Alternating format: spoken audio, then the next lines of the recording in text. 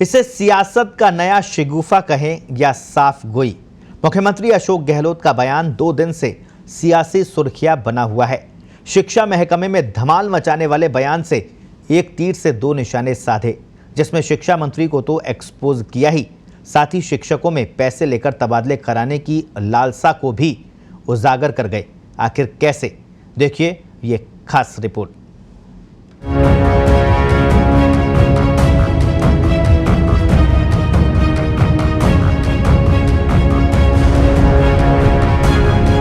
हम सुनते हैं कि ये बार तो पैसे गिराने पड़ते हैं। यानी आप बताओ कि सही बात है नहीं, मुझे नहीं मालूम है। पैसे देने पड़ते हैं क्या? सुना आपने? राजनीति का जादूगर माने जाने वाले मुख्यमंत्री अशोक गहलोत ने जयपुर के बिड़ला ऑडिटोरियम में कैसे एक तीर से 2 निशाने साधे। पहला तो उनकी सरकार के शिक्षा मंत्री पर जा लगा और दूसरे तीर का निशाना बने वो शिक्षक जिन्होंने चिल्ला चिल्ला कर 2 से 3 बार कहा कि हाँ, हम तबादला कराने के लिए पैसे देते हैं और मनमानी जगह जाने के लिए मन माफिक रकम भी खर्च करते हैं। और फिर हम सुनते हैं कि ये बार तो पैसे गिराने पड़ते हैं। यानी आप बताओ कि सही बात है नहीं, मुझे नहीं मालूम है। पैसे देने पड़ते हैं क्या? भ्रष्टाचार पर 0 टॉलरेंस की बात कहने वाले मुख्यमंत्री अशोक गहलोत का चित्त जवाब सुनते ही भंग हो गया और वो मंच पर मौजूद शिक्षा मंत्री गोविंद सिंह डोटासरा पर तिरछी निगाहों से देखने लगे।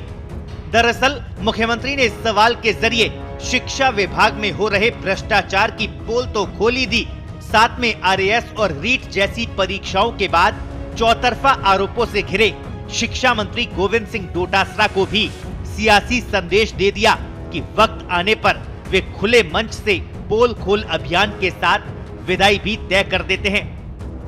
और फिर हम सुनते हैं कि ये बार तो पैसे गिराने पड़ते हैं। यानी आप बताओ कि सही बात है नहीं, मुझे नहीं मालूम है। पैसे देने पड़ते हैं क्या?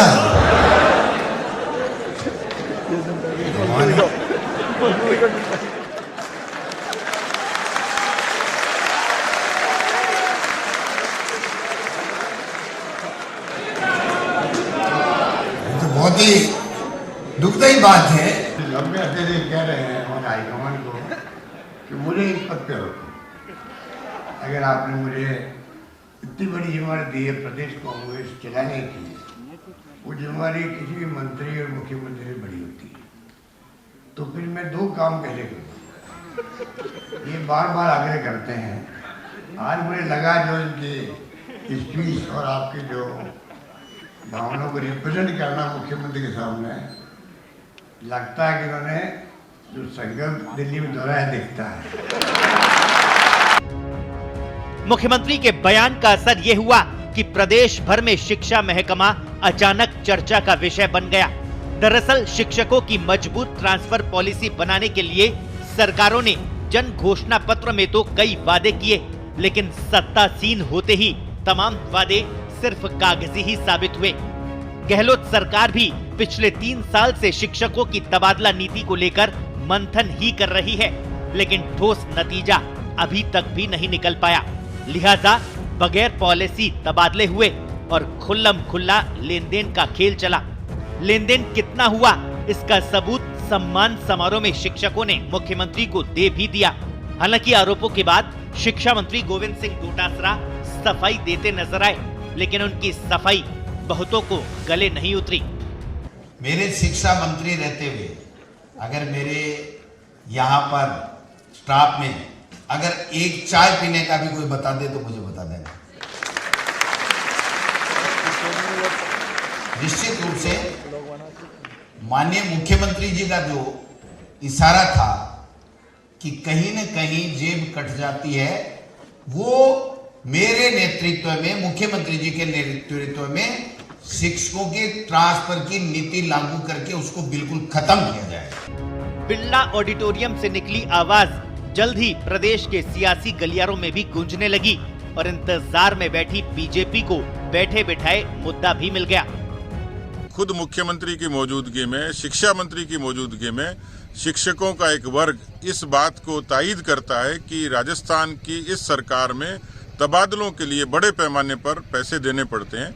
मुझे लगता है कि राजस्थान की सरकार की वानगी है, क्योंकि अब राजस्थान की सरकार आकंठ भ्रष्टाचार में डूबी है। शिक्षा विभाग में भ्रष्टाचार जग जाहिर होने के बाद सवाल ये कि विभाग में गंदगी फैलाने वाले आखिर कौन हैं? और सवाल ये भी, क्या मुख्यमंत्री आने वाले दिनों में शिक्षा महकमे में सफाई अभियान चलाएंगे? सवाल ये भी, क्या तबादलों में पहली बार लेन देन हुआ है? अगर नहीं तो हर साल होने वाले तबादलों में पैसे देकर ट्रांसफर करवाने वाले कितने शिक्षकों पर सरकार कार्रवाई करेगी? और इससे भी बड़ा सवाल ये कि तबादले के खेल में शामिल लोगों पर क्या एक्शन लिया जाएगा और प्रदेश में कब तक मजबूत और पारदर्शी ट्रांसफर पॉलिसी देखने को मिलेगी? स्पेशल रिपोर्ट, पत्रिका टीवी।